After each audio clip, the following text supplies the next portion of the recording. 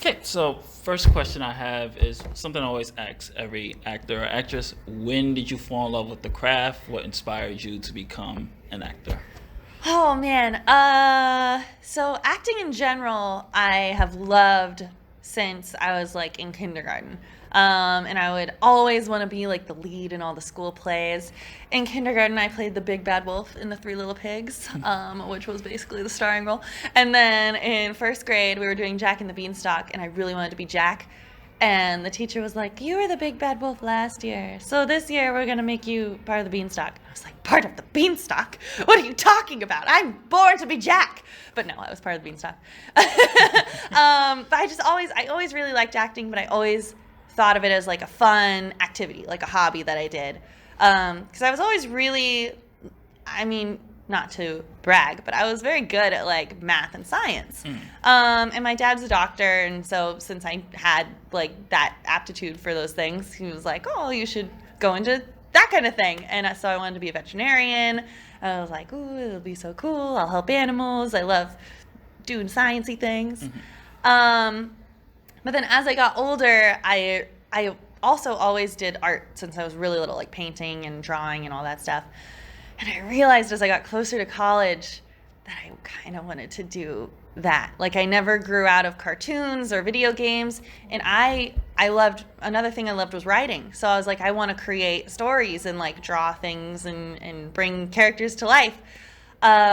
So I went to college thinking I was going to do that. So I went for computer science and graphic design because I was like, I'm going to make a game or something. I don't know. And then I realized after the first year, I didn't want to make the games. I wanted to be in the games. So I switched my major to theater and focused. I was basically like, I'll regret not trying. You know, acting is like obviously very risky. But, you know, I was like 19. I was like, I'll try it. And like, if it doesn't work out, it doesn't work out. I'll go back and do something else later. But then it did work out. So everything's fine. Yeah. And I'm so happy it did because I love it so much. And I can't really imagine being as happy doing something else. I still want to make my own shows or games someday. But now I can voice act in them too. Which is a double header. Yeah, exactly. Let's talk about a little bit of the processing of as filming for an actual show as opposed to a video game. Yeah. So there's kind of three different types. So there's like anime or like dubbing. So a thing that already exists in another language, and then we're dubbing it over into English. There's American animation, which is us originating the characters. And then there's video games, which some of them are JRPG, already exist, and some of them we're originating. But video games, no matter what, are usually really similar. Even if it is a JRPG, most of the time we don't hear the Japanese for each line. They only really play the Japanese for us if maybe if there's like a scream and we need to know like how intense the scream needs to be, we'll listen to that. Or if it's like a battle, you know, you're like battling a monster and the characters will have like little call outs that they do. They'll sometimes play that for length, not for us to match like anything that they're really doing, just we can't go over a certain time. Oh wow. Otherwise, it's the same as a game that's originating in America. It goes really, really fast. We'll usually get the script. A lot of times I don't see anybody's lines other than my own, even if I'm in a scene like talking to other people. And we'll just go straight down the script. There'll be some like description on the side of what's going on, but you have to read it really fast. And the director will tell you like when it's a new scene and like what the general scene's about. And you'll do like 2 takes, and if they like it, you'll just hear a beep, and then you'll do the next line, and next, and then if they need something, they'll be like, "Can you do that one more time with like this?" It's so fast.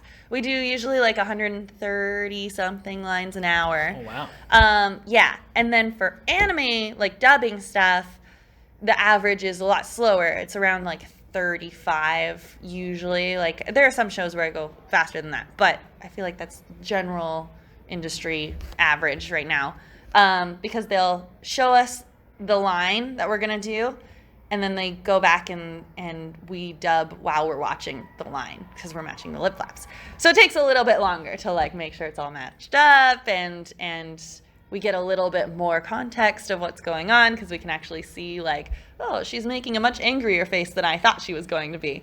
And then American animation, it's the most free in my opinion. A lot of times you're in the room with other actors, which you are not in the other versions of voiceover, which I love being in the room with other actors because you just get more natural, like, you can play off. Yeah, because I don't hear the other people in anime or games, especially games. I don't hear anybody. In anime, if somebody's recorded before me, sometimes I'll hear their lines.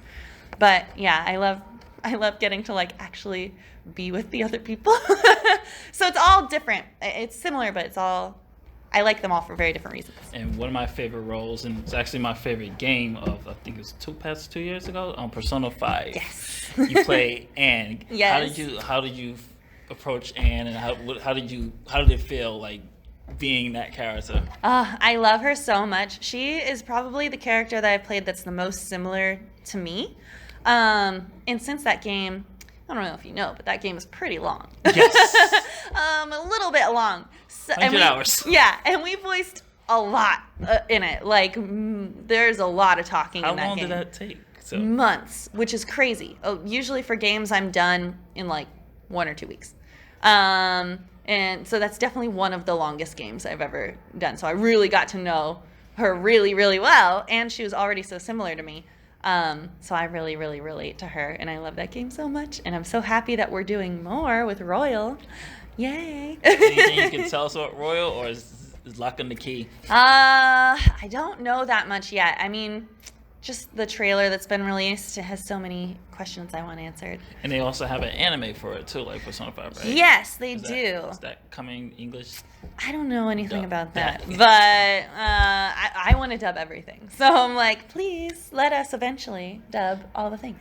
Is there any character, past or present, that would you like to voice? Ooh, past or present. To put your spin on it. I would love, like, Misty from Pokemon. I love her. She's awesome. Or like anything in Pokemon, or like Yu-Gi-Oh. Yu-Gi-Oh was like my jam in high school. Love it so much.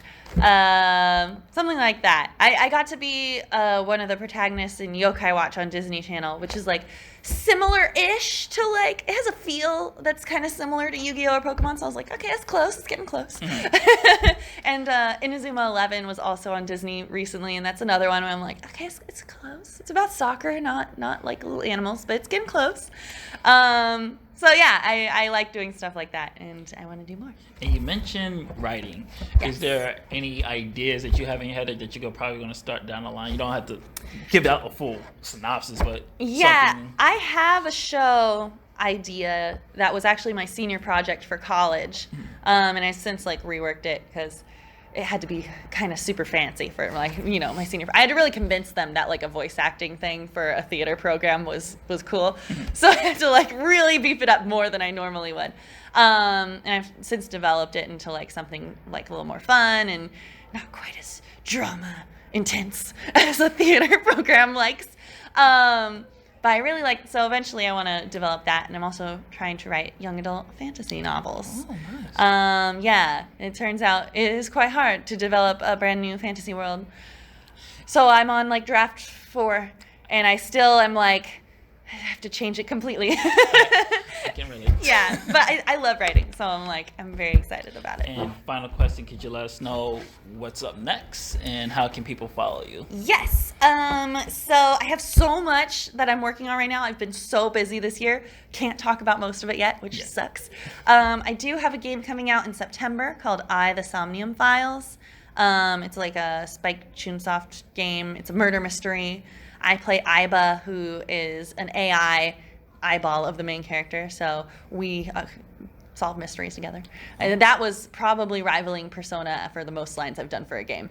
And it's like a lot. There's a lot of content in that game, and I think it's gonna be really fun. So that's the one I can talk about. People can follow me on Twitter.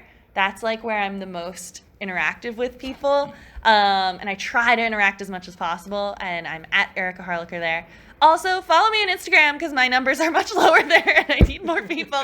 But I don't do Instagram as well, so I understand why people mostly follow my Twitter. But it's with a K Insta because my name is Erika with a K.